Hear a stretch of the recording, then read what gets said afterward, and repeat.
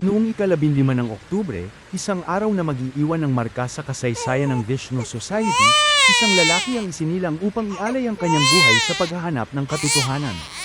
Ang kanyang pinagmulan ay nasa malalim na gubat, malayo sa sibilisasyon, kung saan natututo siyang maunawaan at igalang ang mga puwersa ng kalikasan.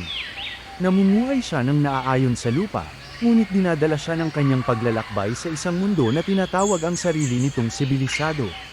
Ang taong ito, na pinalaki sa pagiging simple at karunungan, ay mabilis na natanto na ang tinatawag na sibilisadong lipunan ay hindi kasing unlad ng sinasabi nito.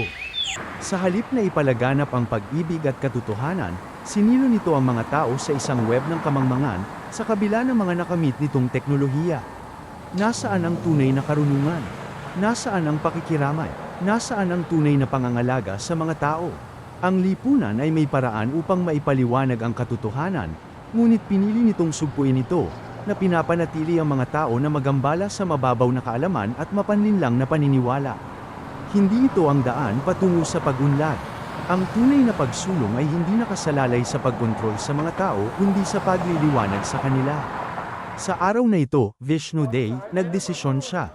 Pupunta siya sa sibilisadong mundo, hindi para umayon, kundi para ibunyag ang katotohanang matagal nang nakaligtaan ng lipunan, na ang tunay na pag-unlad ay nagsisimula sa pagkilala sa ating panloob na karunungan at sa ating malalim na koneksyon sa isa't isa at sa kalikasan.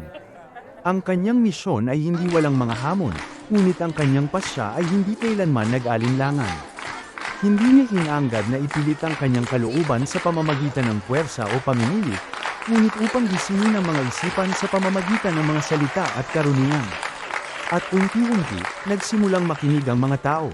Ang Vishnu Day ay isang paalala na ang tunay na sukatan ng ating pag-iral ay hindi matatagpuan sa ating mga nagawa, ngunit sa paraan ng ating pakikitungo sa isa't isa at sa mundo sa paligid natin. Ito ay isang araw para sa pagmumuni-muni, pasasalamat, at lakas ng loob na yakapin ang katotohanan.